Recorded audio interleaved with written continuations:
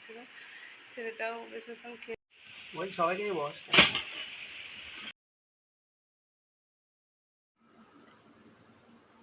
Hello বন্ধুরা, কেমন আছো? আশা করি ভালো আছো। আমরাও ভালো আছি। আমার এই ব্লগটা যেখান থেকে দেখছো, আশা করবো সকল বন্ধুই ভালো আছো ও সুস্থ আছো। আমরাও খুব সুস্থ আছি। আমি আবারও চলে এসেছি নতুন একটা দিনে, নতুন সকালে, নতুন আর একটা ব্লগ নিয়ে। আশা করি তোমাদের খুব ভালো লাগবে এই ব্লগটা। আমি আজকে খুব সকালে উঠলেও কিন্তু সকাল থেকে ব্লগটা শুরু করিনি। আজকে একটু দেরিতেই ব্লগটা শুরু করেছি। এই সকাল 8টা, সাড়ে 8টা হবে। আজকে নিজের ফ্রেশ দিয়েই ব্লগটা শুরু করছি। মানে মনটা ভালো লাগছে না, দিদি চলে গেছে, বাড়িটা ফাঁকা ফাঁকা লাগছে। আর ছেলেটাও বেশ কোলে পাচ্ছিল, আবার ঘুরে ঘুরে বেড়াতেও পারছিল, সেও আর পারছে না একা একাই। তাই কেমন একটা লাগছে, ভালো লাগছে না, তাই একটু দেরি করে ব্লগটা শুরু করেছি। আর এই যে আমার বর, এইগুলো হচ্ছে সিমেন্ট বালির গুঁড়ো। যখন ছাদ ঢালাই হয়েছিল তখন থেকে এটা আছে। ও এটা মাঠে নিয়ে যাবে, মেশিনে, মানে নিচে দেবে। মেশিনে কি নড়ছে সেখানে দিলে ঠিকঠাক হবে, সেই জন্য বস্তা ভর্তি করে মাঠে নিয়ে যাচ্ছে। এই যে বস্তা ভর্তি করছে, আমি তারই একটা ভিডিও বানিয়ে নিলাম। আর আমি এদিকে রান্নাও বসিয়েছিলাম। আর আজকে আমাদের সকাল থেকেই বেশ বৃষ্টি হচ্ছে, 9টা থেকে হবে হয়তো। আর আমার ছেলে যে দুধ খায়, সেই দুধটা পাশের বাড়ি থেকে নিয়ে আসতে হয়। বর ভিজতে ভিজতেই ওটা নিয়ে আসছে। এই দেখো, আমাকে দিয়ে দিল। তারপরে আর কোনো ব্লগ করিনি, আবার ব্লগটা দুপুরবেলা থেকে শুরু করলাম। ছেলেকে এখন ভাত খাওয়াচ্ছি। দেখো, এই কাজটা আমার হচ্ছে সব থেকে সময় সাপেক্ষ আর হচ্ছে ধৈর্যের ব্যাপার।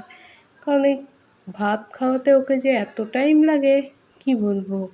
ভুলিয়ে ভালিয়ে এটা করে ওটা করে, সেটা তোমরা আজ দেখতেই পাবে কতটা কষ্ট পেতে হয় আমাকে এই কাজটা করতে গিয়ে। আর এক জায়গায় বসে খাওয়া তো ওর পক্ষে সম্ভবই না। একবার এখানে একবার ওখানে গিয়ে খাবে। এখন দেখো গাড়ি চড়ছে আর খাচ্ছে। এবার দেখো গাড়ি থেকে নেমে যাওয়ার চেষ্টা করছে, আমি ওকে আটকাচ্ছি কিন্তু কিছুতেই কথা শুনছে না, নামবেই ও। তারপরে দেখো কোথায় যায়, এই যে নেমে পড়লো। দেখো নেমে পড়ে গাড়িটা এবার শুধু চালাচ্ছে, আর আমি ওকে খাইয়ে খাইয়ে বেড়াচ্ছি। আমার কাজ হচ্ছে ও যেখানে যাবে ওর পিছন পিছন গিয়ে খাওয়ানো, কারণ এক জায়গায় বসে ও তো কোনোদিনই খাবে না। তাই আমাকেই দাঁড়িয়ে থাকতে হয় ওকে খাওয়ানোর জন্য। কি আর করা যাবে, খাওয়াতে তো হবে। চলো এইভাবেই খাওয়ানো যাক। এই যে দেখো, খেতে খেতে বাইরে থেকে ঘরে চলে এসছে। কোথায় লুকোচ্ছে, এখানে ও খাবে না, আমাকে ওখানে গিয়েই খাওয়াতে হচ্ছে। দুষ্টুমির শেষ নেই, কবে যে বড় হবে নিজের হাতে খেতে শিখবে কে জানে। ওকে আমি ভাত খাইয়ে আমি নিজে এবার খেতে বসেছি। আজকে করেছিলাম আলু আর কলা দিয়ে একটু রসা রসা, আমের চাটনি, আর কালকে সেই মাছ ছিল তার ঝোল। আমি খেয়ে নিলাম। আজ কিন্তু আমি রান্নাঘরে বসেই খাচ্ছি, একটা টুল নিয়ে এসেছি, টুলে বসে বসে ভাতটা খেয়ে নিচ্ছি। আর এরপর আমি বিকেলে ঘুম থেকে উঠে যে জামা কাপড়গুলো কেচেছিলাম সেগুলো গোছাচ্ছি। দিদিকে পরতে দিয়েছিলাম এই সায়া আর শাড়িটা। আমি তো শাড়ি পরি না, তাই এটাকে ভালো করে ভাঁজ করে আবার শোকেসের মধ্যে রেখে দেব। তাই একটু ভালো করেই ভাঁজটা করছি আর কি, বসে বসে হচ্ছিল না, সেই জন্য নেমে ভাঁজটা ঠিকমতো করে নিলাম। এবার এটাকে শোকেসের মধ্যে রেখে দেব। তার আগে বাকি যে জামা কাপড়গুলো রয়েছে ওগুলো গুছিয়ে রেখে দেব। এই চাদরটা আমার রোজই কাচা হয়, সেটা তো তোমরা সবাই জানো। সেই চাদরটাকে একটু ভালো করে গুছিয়ে নিচ্ছি আলনাতে রাখবো বলে। ছেলে দিকে বাইরে খেলা করছে, বিকেল হয়েছে বলে ওকে একটু উঠোনে নামিয়ে দিচ্ছি, ও একটু খেলা করুক। রোজই গোছানো, গুছিয়ে টুছিয়ে আমি একটু বিছানাটাও ঠিক করে নেবো। দেখো বিছানাটা একদম নোংরা হয়ে আছে, ঘুমিয়েছিলাম যেহেতু চাদরটার তলায় চিক পাতা থাকে, সেই জন্য এরকম হয়ে যায়।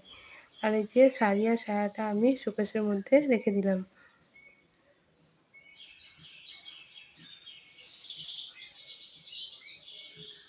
দেখো বিছানাটা চাদরটা পেতে নিচ্ছি।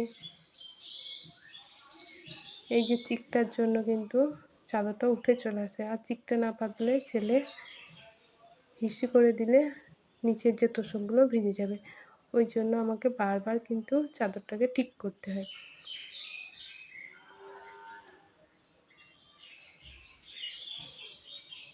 আর আমি কিন্তু এই চাদর পাশ দিয়ে দেখো অনেকটা করে গুঁজে দিচ্ছি, নাহলে ছেলে আবার নিচ থেকে ধরে টানে, তখন আবার উঠে চলে আসে, ওই জন্য আর কি।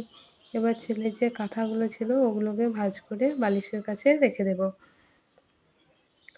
আর এদিকে যখন আমি শাড়ি দিয়েছিলাম দিদিকে, তখন থেকেই আলমারির কভারের ফিতেগুলো খোলা আছে, তাই ঠিক করে লাগানো নেই।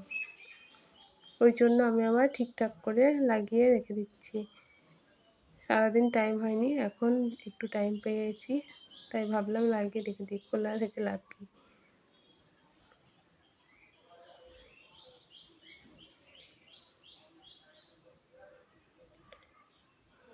আর খোলা থাকলেও এই ফ্যান চলবে আর তখন কভারটা উড়ে উড়ে বেড়াবে। যাই হোক, ঘরটা এবার ফিটফাট হলো, এবার ঝাঁট আমি দিয়ে নেব ঘর।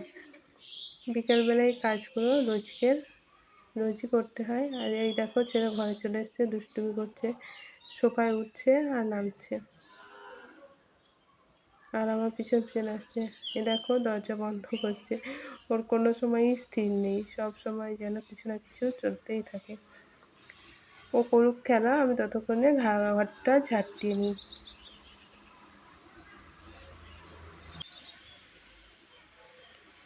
এত নোংরা হয় যে কি বলবো, ছেলে এখন দুষ্টুমি করছে, এটা ওটা ফেলছে, কাগজ ছিঁড়ছে, ওই জন্য আরও হচ্ছে। তাই আমাকে রোজ 3 বার তো ঝাড় দিতেই হয়। এ দেখো যেখানে যাব সেখানেই ও চলে আসবে, এসে আমাকে বলছে ও দরজা ঠিক করে লাগাতে পারছে না ওই ঘরে। আমি ঘর ঝাড় দিয়ে যে বাসনগুলো ছিল বিকেলে সেগুলো তুলে নেব। আর এই যে আমার ছেলের সঙ্গে খেলা করতে অনেক বাচ্চারা এসেছে, ওরা ওইদিকে খেলছিল আর আমি আমার মতো কাজ করছিলাম।